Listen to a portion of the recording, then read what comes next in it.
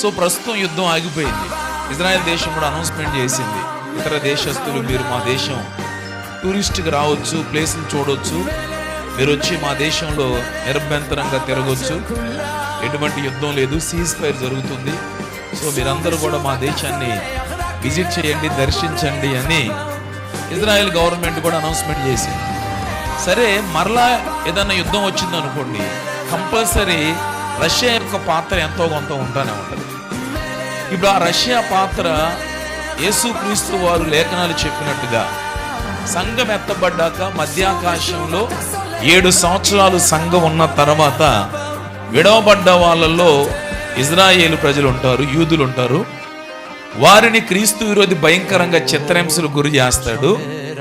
వీరు అతని ధాటికి తట్టుకోలేక కొండలకి గుహలకు పారిపోతారు.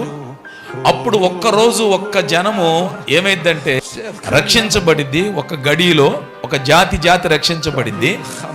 అప్పుడు రక్షించబడ్డప్పుడు ఈ యొక్క రష్యా ప్రపంచ దేశాలు మొత్తాన్ని కలుపుకొని ఇజ్రాయెల్ దేశం మీదకి హర్మగెద్దోన్ అనేటువంటి స్థలములోకి యుద్ధం చేయడానికి సమకూరుస్తాడు. యుద్ధం చేయడానికి సమకూర్చినప్పుడు ఇస్రాయేల్ ప్రజల పక్షాన అప్పుడు అమెరికా ఉండకపోవచ్చు, భారతదేశం ఉండకపోవచ్చు, ఇంకా కొన్ని దేశాలు ఇంగ్లాండ్ కానీ లేదా కొన్ని దేశాలు ఉండకపోవచ్చు. ప్రేక్షక పాత్ర అలా వహిస్తూ ఉంటాయి. ఎందుకంటే వాళ్ళ దగ్గర కూడా యుద్ధాయుధాలు ఏమి ఉండవు.